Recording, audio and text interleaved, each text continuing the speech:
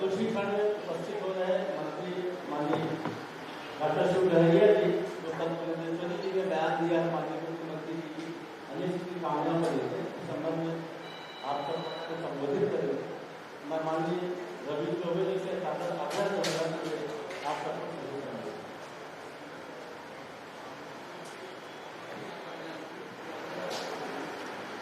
सम्मानीय सुशील भाई,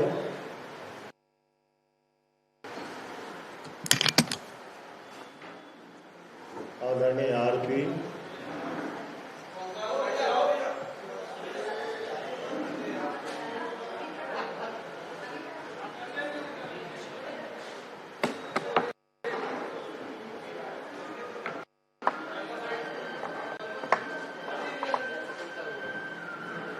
तब फिर शुरू करूंगा।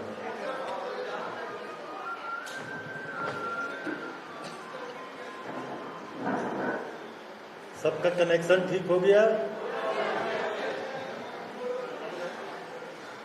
सम्मानीय शुक्ला जी, आरती भाई, चावला जी, आदरणीय पत्रकार मित्रों, आज रायपुर में कुछ बेरोजगारों को भ्रम करके हल्ला बोल जैसा आंदोलन भारतीय जनता पार्टी करने जा रही है। एकदम निरर्थक आंदोलन ये साबित होगा। हम लोग रायपुर में विगत 45 साल से राजनीति देख रहे हैं। सभाएं बड़ी बड़ी हुई हैं,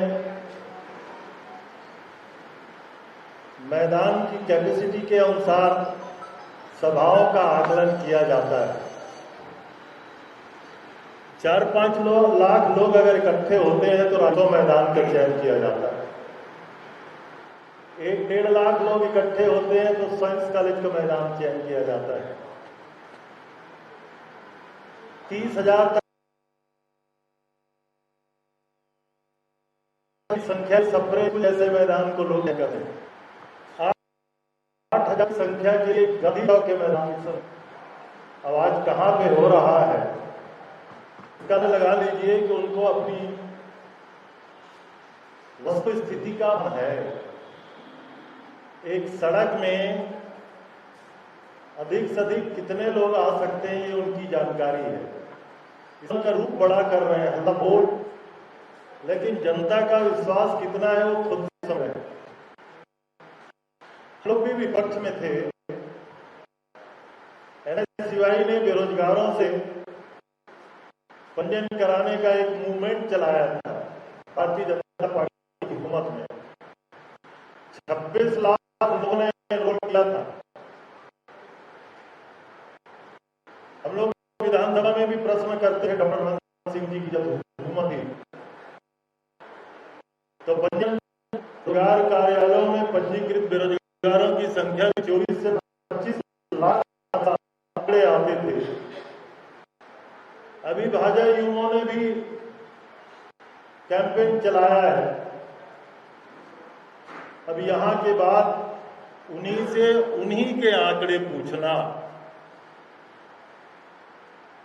उनके कैंपेन का आंकड़े सर्वविदित है। 2,80,000 लोगों ने पंजीयन किया है। तो आंकड़ों से स्पष्ट है कि भारतीय जनता पार्टी का ये आंदोलन, भाजपा युवाओं का ये आंदोलन निरर्थक आंदोलन है। छत्तीसगढ़ में लगातार 3.5 साल तक भाजपा और भाजपा युवाओं की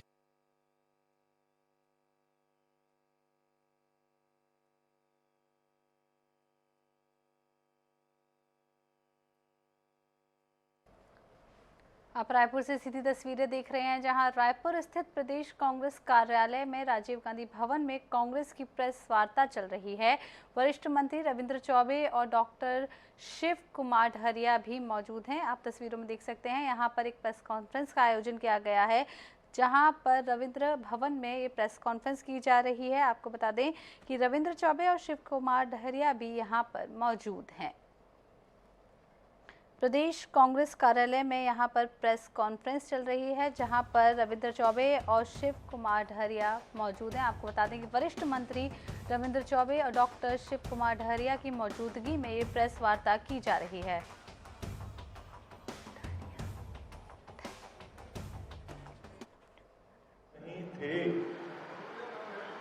हमारे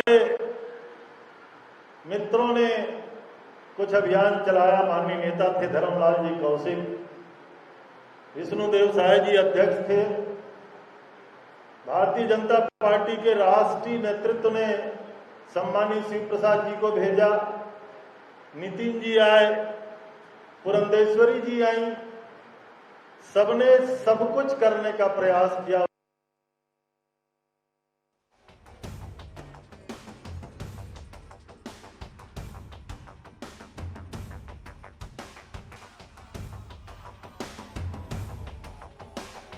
मंत्री रविंद्र चौबे मौजूद है। आपको बता दें कि रायपुर से सीधी तस्वीरें देख रहे हैं आप, जहां राजीव भवन में कांग्रेस की प्रेस वार्ता चल रही है और यहां पर वरिष्ठ मंत्री रविंद्र चौबे मौजूद हैं और वो प्रेस वार्ता ले रहे हैं। तस्वीरों में आप देख सकते हैं। पुरंदेश्वरी जी आई, हमेशा जिस तरीके से बयानबाजी करती हैं, मातृशक्ति का हम सम्मान करते हैं, उनके खिलाफ मैं कुछ नहीं बोलना चाहता, लेकिन निकृष्ट और स्तरहीन राजनीति का बयान हमने उसको महसूस किया। कल माननीय मुख्यमंत्री जी का जन्मदिन था और ऐसे दिन में इस प्रकार के बयानबाजी, मैं ऐसा समझता हूं कि भारतीय जनता पार्टी को ही शोभा दे सकती है, राजनीति में अन्य किसी को शोभा नहीं दे सकती। 3 मुद्दे हैं मित्रों उनके। एक तो बेरोजगारों के लिए बेरोजगारी की स्थिति, दूसरा प्रदेश में रोजगार के अवसर के बारे में वो बात कर रहे हैं, और तीसरा वायदा खिलाफ, सरकार की वायदा खिलाफ। मैं तो उनको सलाह देना चाहता हूं, ये तीनों मुद्दों को लेकर के अपने ही झंडे में दिल्ली की सरकार के खिलाफ उनको आंदोलन करना चाहिए। 2 करोड़ लोगों को रोजगार देने का वायदा किसने किया था? वायदा खिलाफी में महंगाई कम करने का वायदा किसने किया था? बेरोजगारों को रोजगार किसी भी प्रकार से, परम सम्मानीय प्रधानमंत्री जी की भाषा में पकोड़ा बनाना और ट्रक के क्लीनर बनना भी रोजगार है। उस भाषा में भी, उन्हीं की भाषा में अगर मैं पूछना चाहूं तो 8 साल में केंद्र सरकार ने अपना कितना वायदा पूरा किया, इसका उत्तर तो उनको देना पड़ेगा। लेकिन उनके पास कोई उत्तर नहीं। केवल छत्तीसगढ़ में आने वाले चुनाव की तैयारी करने के लिए इस प्रकार से वो अनर्गल प्रलाप कर रहे हैं। और मैं नहीं कह रहा हूं, सारे मीडिया ने आपने छापा है। बेरोजगारी की स्थिति में देश में छत्तीसगढ़ का किस तरीके से स्थान है। 0.6% बेरोजगारी की दर छत्तीसगढ़ में, और पूरे देश में 8% से ज्यादा। लगातार इस तरीके से जो आंकड़े छप रहे हैं, ये क्या उनकी समझ में नहीं है? मैं एक ही आंकड़ा देना चाहता हूं। कृषि को रोजगार का सबसे बड़ा माध्यम हिंदुस्तान में माना जाता है। 85% लोग केवल कृषि पे आधारित रोजगार पे जीवन यापन करते हैं। रोजगार की इस भाषा को अगर आप ले लेंगे तो भारतीय जनता पार्टी की हुकूमत में धान का पंजीयन कराने वाले किसानों की संख्या 12 लाख हुआ करती थी। 12 लाख। 18 में जब हमने सरकार बनाई तो 18 लाख से पंजीयन की शुरुआत हुई, और अभी 20 अगस्त को किसानों की दूसरी किस्त माननीय मुख्यमंत्री जी ने जारी किया। 26 लाख किसान पंजीकृत, माने केवल 3.5 साल में कृषि को भी अगर अवसर माने तो केवल एक क्षेत्र ऐसा है जहां 8 लाख से अधिक लोगों ने पंजीयन कराया। और रोजगार क्यों नहीं मानेंगे आप उसको? जहां 52 लाख मेट्रिक टन धान की हम खरीदी करते थे भारतीय जनता पार्टी की सरकार में, वहां 98 लाख मेट्रिक टन धान और इस साल 110 लाख मेट्रिक टन धान। 1 करोड़ लाख रुपया किसानों के खातों में, 1 लाख करोड़ रुपया किसानों के खाते में। ये जो बाजार गुलजार है ना, यहां कोई बेकारी नहीं। छत्तीसगढ़ में एक बड़ी बात कहता हूं, मेरे सारे पत्रकार मित्र आप लोग लिखते बहुत हैं छत्तीसगढ़ के किसानों की हालत के बारे में। इस सरकार के बनने के बाद छत्तीसगढ़ में किसानों का माइग्रेशन जो गांव से शहर की ओर हो रहा था केवल रोजगार की तलाश में, वो ना केवल रुका बल्कि शहरों से गांवों की ओर अब माइग्रेशन शुरू हो गया, नंबर 1। और नंबर 2, किसी भी लैंड रिकॉर्ड या रेवेन्यू के रिकॉर्ड वालों से आपके वो चैनल के लोग, आपके मीडिया की टीम वहां जाकर के डिस्ट्रिक्ट एडमिनिस्ट्रेशन के साथ भी अपने लिखा वो कवर करते हैं, उनसे पूछिएगा छत्तीसगढ़ में लगातार खेती का रकबा जो बिकता था वो न केवल कम हो गया है बल्कि किसानों ने खेत बेचना बंद कर दिया है। ये उपलब्धि है इस सरकार की। तो किस बेरोजगारी की बात करते हैं आदरणीय साथियों? जब छत्तीसगढ़ में उनकी हुकूमत थी तो बेरोजगारी की दर क्या था? विधानसभा के उत्तर है 22% और आज 0.78। कितना अंतर है? हर साल देश की सरकार ने, आदरणीय मोदी जी ने अगर कहा था 2 करोड़ लोगों को रोजगार देंगे तो अभी तक 17 करोड़ के आंकड़े उनको पेश करना चाहिए, और नहीं तो भाजपा युवों को केंद्र के खिलाफ, अपने सम्मानीय प्रधानमंत्री जी के खिलाफ लगातार आंदोलन उनके खिलाफ करना चाहिए। साथियों, मैं आंकड़े छत्तीसगढ़ की इसलिए दे रहा हूं कि हम जब कहते हैं कि 5 लाख के लगभग लोगों को हमने अवसर दिया है तो हमसे प्रश्न करते हैं किस किस विभाग में कहां कहां नौकरी दी। उत्तर वो नहीं देते कि 15 साल रमन सिंह जी की सरकार थी, पीएससी 10 बार नहीं कर पाए। 10 बार 15 साल में 10 बार पीएससी की परीक्षा वो नहीं कर पाए थे। हम हर साल लोक सेवा आयोग की परीक्षा करते हैं। हर विभागों में, चाहे शिक्षक की बात हो, चाहे इरिगेशन के इंजीनियर्स की बात हो, चाहे असिस्टेंट इंजीनियर्स की बात हो, लगातार वैकेंसी निकाली जा रही है, लगातार रोजगार के अवसर उपलब्ध कराए जा रहे हैं।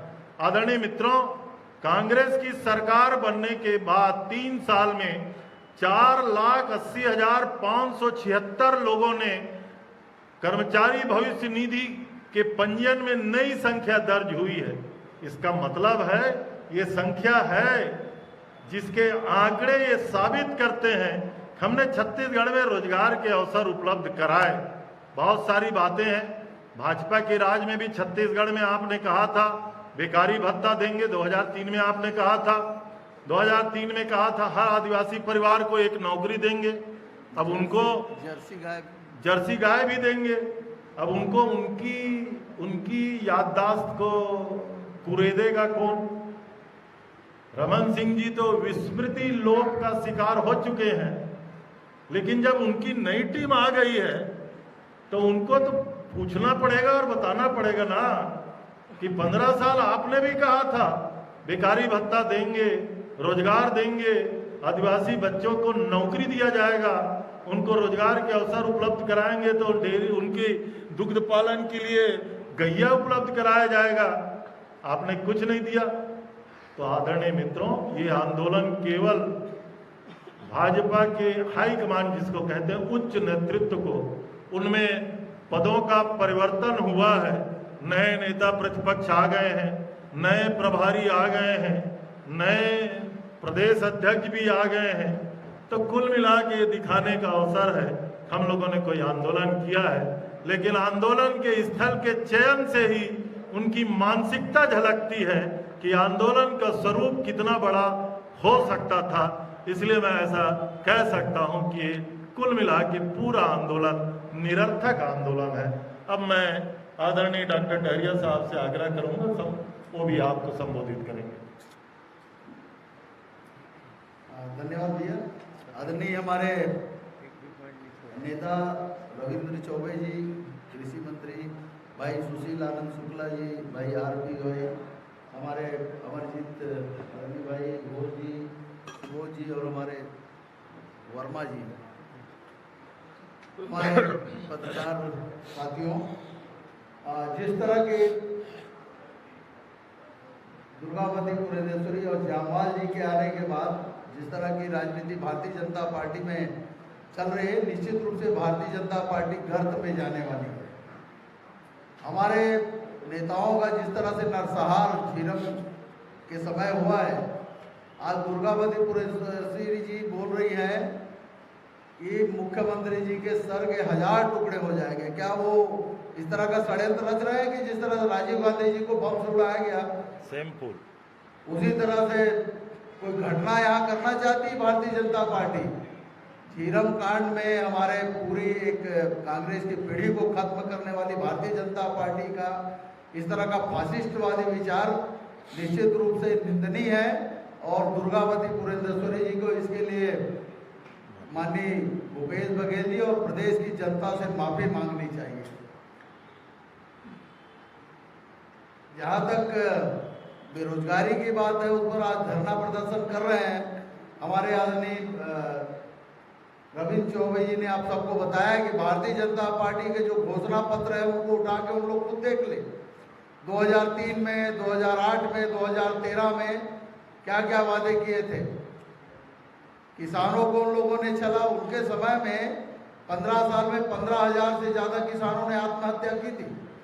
हमारे छत्तीसगढ़ के सरकार में 3.25 साल के कार्यकाल में एक भी किसान ने आत्महत्या नहीं की। हमारे भूपेश बघेल जी की सरकार की उपलब्धि है। आज प्रदेश खुशहाल है। हमारे किसान और हमारे मजदूर, हमारे युवा, हमारी महिलाएं आज सुरक्षित है और अपने आप को सुरक्षित महसूस कर रही हैं। निश्चित रूप से भूपेश बघेल जी के नेतृत्व में छत्तीसगढ़ विकास के रास्ते में चल रहा है। भारतीय जनता पार्टी के पास कोई मुद्दा नहीं है, न कोई विजन है। उनके नेताओं ने कुछ काम नहीं किया। अब ये खाली नेता बदल के अपना चेहरा चमकाने की कोशिश कर रहे हैं, बाकी इनके पास कुछ नहीं है। इनके नेता खुद आदरणीय नंद कुमार साय जी कहते हैं कि भारतीय जनता पार्टी की जिस तरह की स्थिति है उसमें भारतीय जनता पार्टी आने वाले चुनाव में गर्त में जाएगी। तो निश्चित रूप से आप लोगों ने देखा होगा 15 साल में जिस तरह से इन लोगों ने काम किया, छत्तीसगढ़ की जनता ने उनको 14 सीट में बिठा दिया है और आने वाले समय में इन लोग उससे भी कम सीट में तक सिमट जाएंगे। और ये जो 14 लोग अभी दिख रहे हैं जिनका सर दिख रहा है, ये 14 लोगों का सर कहीं नहीं दिखेगा, ये सब बाहर हो जाएंगे।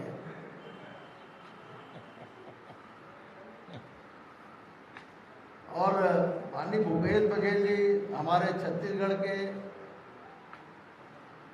2.5-3 करोड़ जनता के विश्वास के प्रतीक है। उनके नेतृत्व में छत्तीसगढ़ विकास के रास्ते में जा रहा है। मैं एक एक बात नहीं कहना चाहूँगा, लेकिन आप लोगों ने देखा होगा पूरे देश में छत्तीसगढ़ का मॉडल चल रहा है। बहुत सारे जगहों में ये हमारे सरकार की आलोचना करते हैं, उन्हीं मामलों में केंद्र के आदरणीय प्रधानमंत्री जी भूपेश बघेल जी का तारीफ करते हैं। तो ये किस मुँह से हमारी विरोध करते हैं?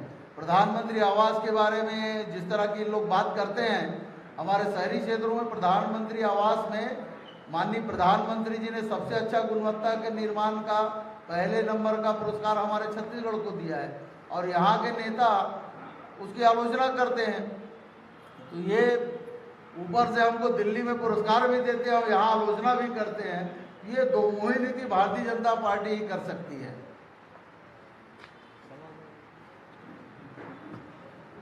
कुछ बेरोजगारों में भी कुछ सवाल है क्या? सवाल ये है कि 2018 में जब आप लोगों ने मैनिफेस्टो बनाया, क्या 2500 रुपए बेरोजगारी भत्ता देने का वादा किया था कि नहीं? आया ना? नहीं। सर एक मैं अभी कटिंग देख रहा था जिसमें एक मिनट में जो पेपर में कटिंग हुई सर, इसमें आप लोगों ने ये लिखा है कि हम 2500 रुपए बेरोजगारों को देंगे। आपका ये प्रश्न कभी आदरणीय मोदी जी या भाजपाइयों से कभी नहीं हो सकता क्या कि 2 करोड़ लोगों को आपने रोजगार देने का वादा किया था? मैं जो कह रहा हूं ना, मैं वही कह रहा हूं, ये हमारा वायदा नहीं था। लेकिन छत्तीसगढ़ में आज की जो स्थिति है, मैंने आंकड़े भी बताए।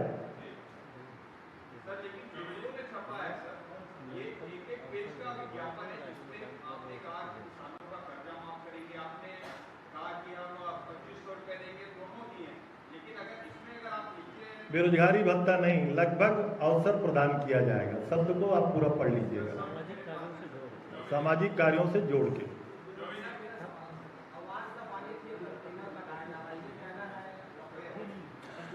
परम सम्मानीय प्रधानमंत्री जी ने वो काम किया था। मैं एक छोटा सा उदाहरण देके आपके प्रश्न का उत्तर दूंगा। गांधी बाबा ने दांडी मार्च किया था नमक किसानों के लिए, नील किसानों के लिए चंपारण में किसानों के साथ मार्च किया था। अंग्रेजों ने तब भी गांधी बाबा और किसानों के रास्ते में कीलें नहीं लगवाई थी। हिंदुस्तान का दुर्भाग्य है कि जो काम अंग्रेजों ने नहीं किया, इस देश में प्रधानमंत्री नरेंद्र मोदी जी ने जब दिल्ली में किसानों का आंदोलन हुआ तो दिल्ली के चारों तरफ कीलें ठुकवाई थी। क्या इसका उत्तर है भाजपाइयों के पास? एक वन बाय वन।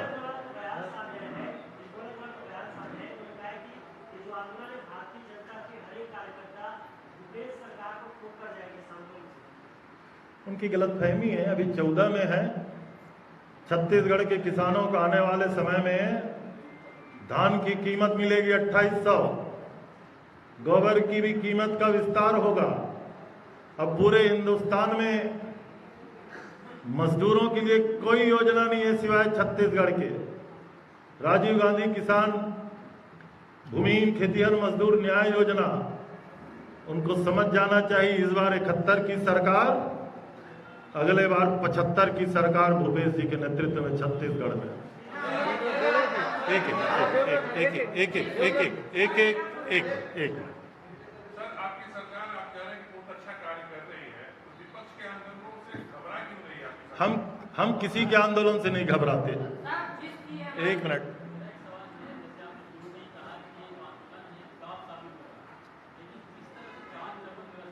अब ये प्रशासनिक व्यवस्था है। मुख्यमंत्री निवास घेरने जाएंगे, हम लोग भी जाते थे तो इस तरीके से व्यवस्था होती थी।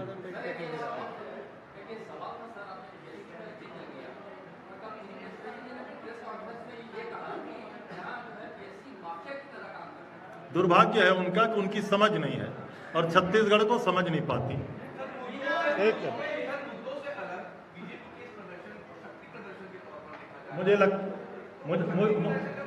मुझे लगता है कि 3.5 साल बाद अगर वो जागे हैं तो उनको दिल्ली से आए उनके नेता उनकी शक्ति का एहसास करा रहे हैं, लेकिन मैं ऐसा समझता हूं ये उनकी गलतफहमी है। One by one.